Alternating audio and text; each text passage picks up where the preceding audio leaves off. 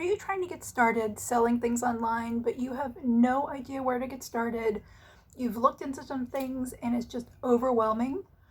Well, you're in the right place because that's what we do here. This is the home of Merch First Marketing, and I'm Dr. Brenda Murphy. I'm the marketing medic. My background is not in marketing directly because I had to learn this to run my own naturopathic health clinic. My business partner and I started with a dream and a prayer and a shoestring, and really quickly we learned that we had to figure out how to tell people about ourselves, what we did, who we help, so they would know that we were an answer to their problem.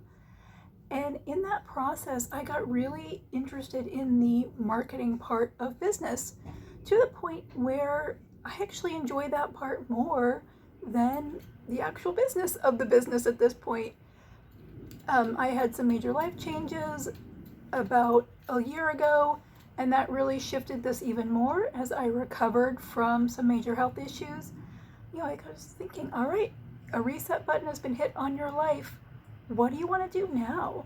And there was the should of going back to naturopathic medicine, but it felt like a should. It didn't feel like oh yeah, let me get back into this. It was really like, well, I could do it, I should do it, it makes sense, but I didn't feel it in my heart. What I felt was this is my time to really lean into what I'm having fun with now, and where my skill of taking a really complex health pattern and breaking it down into these simple steps to unwind it and reset people's health applies here too. I think even more because the digital marketing world is vast. It's super specific in areas, and there aren't many people really breaking down how those pieces go together, both in the big picture aspect, but also in the details of, okay, you need to send email.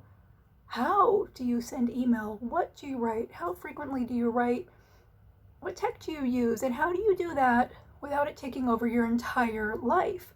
Because that's what I was finding in the clinic was not the marketing itself, but the time it took to figure out the basic mechanics of finding softwares that did what we needed them to do, that weren't a fortune and didn't also do 5 things we were already paying for, that integrated with all of our other software. Getting a good rhythm of how do we actually turn out the emails we need to send out to keep our people engaged. What is important? How do we know things are even working? All those things which are not individually complicated, but were very much overwhelming and very, very challenging to even get the information to work off of, and then forget putting it into a system while I was also trying to maintain a full patient load and live a good life. And it's a lot, but it doesn't have to be. And this is where my big picture, down to simple steps superpower can help you. And this is really about not just taking the world of digital marketing into something that is doable and effective. It's also about empowering you, because this is a world without gatekeepers. And I'm really focused here on, and this is going to sound like a weird list, but to me, these are a group of people that all have the same problem. And so if you're one of these, please hang around. And if you think you have these problems, even though you're not one of these, hang around too and let me know, like, hey, I think I have this problem as well. And that problem is, how do you make money off your product, you, in a way that is abundant, is easy, is fun, and really aligns with what you do? And that's where, to me, merchandise is a big answer. But most marketers aren't focusing on merchandise. They're focusing on course creation. They're focusing on memberships. They're focusing on high ticket one-on-one coaching. And those things are great in the business world, in the health world. But that's not what a lot of people need, and that's not how a lot of your customers, your people that you serve, want to connect with you. The way that a lot of us connect is stuff. And I will admit, I have a huge bias because I'm from Florida. I went to college in Orlando, the home of theming. And if you have ever spent time in Orlando, even like in the theme parks, obviously, but even outside the theme parks, like everything is themed. The mall has themed stores. Obviously, Disney and downtown Disney, Disney Springs has themed stores, but downtown has themed areas. The most basic store goes over the top and really creates an immersive experience, but also pairs that with things that you can take home. And then that physical thing is a reminder and takes you back to that experience. So if you're an athlete, especially, you're really going to hear me talking a lot too and a lot about the D1 athletes, especially the women who just now have the rights to sell their name, image, and likeness, which means you can now create your own merch that's yours with your name, your stuff, your brand, and make money off of it. If you're an artist and you're trying to figure out, how do I fill in the gap? How do I get a steady background income? Merch, stuff beyond your actual physical art. And oddly, or you might find out, but nonprofits, again, this is a thing that done well can be a good background income stream to help fund your passion. And that's what this is all about.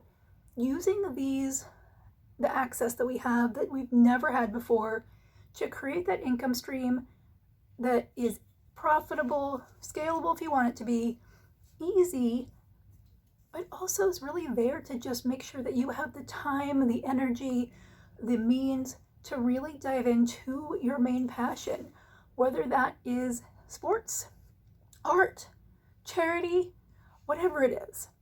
Now, again, my main focus right now is those women D1 athletes who have just gained the legal right to profit off their work in a way that they've never have before. And that's true of all D1 athletes. But not only am I a woman, and have been for a long time, a rampant feminist, but also there's so much more opportunity for women here. And women have not been given a lot of opportunity, especially in the sports world. They're underpaid, they're undervalued for their contributions. And here is a zone where you don't have to get permission from anybody. Again, there are no gatekeepers here.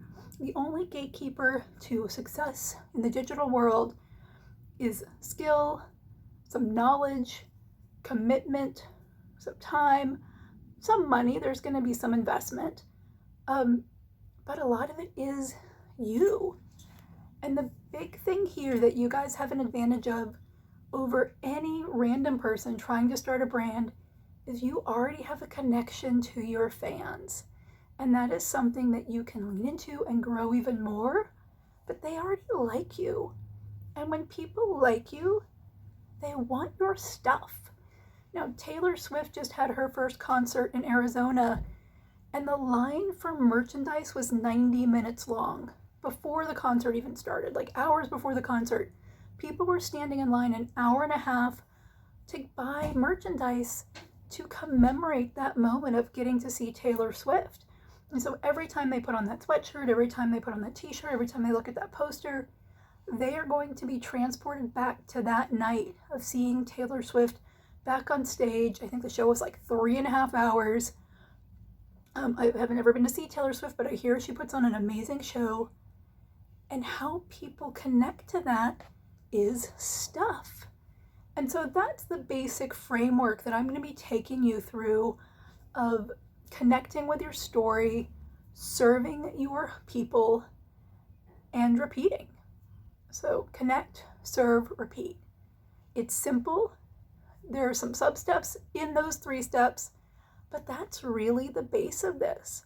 And that's what I'm here to do with you, to connect, to serve, and repeat that over and over again. So, what is this going to look like? One is videos. And for the next 6 weeks, I am going to be publishing a video almost every day. And that is so one, I can just get my message out, start to connect as quickly as possible, start to see if how I say things is how you like to hear them, and if not, I can tweak some of the messaging. Two, to overcome my tech biases and kind of refresh my comfort in front of the camera. And three, I want to hear from you. I want to start building this community because I love all entrepreneurship. I have created and diagnosed myself with a condition called entrepreneurial obsessive disorder, which means I love talking to people about their business dreams and helping them brainstorm and problem solve and dream and just supporting them to let them know that yes, it's possible. And so one of the things that will also be happening on this channel is weekly to bi-weekly lives. And these are basically masterminds that you don't have to pay for. Most masterminds are hidden behind really intense paywalls, which is fine. You know, there's definitely advantage to having a group of people who have sort of voted with their dollars to really commit to supporting each other. But there needs to be space outside of that. And while I'm in one of those masterminds and it's amazing, I want to bring that out into the world as well. And this is heavily inspired by Emily D. Baker. I just love how she runs her Law Nerd community. And my kind of vision is let's bring the marketing, entrepreneurship, business world into that too. Let's start talking as a group. Let's support each other. Let's really help each other. Let's lift each other up. And let's react to what the new information is, because there's things changing. There are different takes all the time. There are different people who are coming out and talking about things.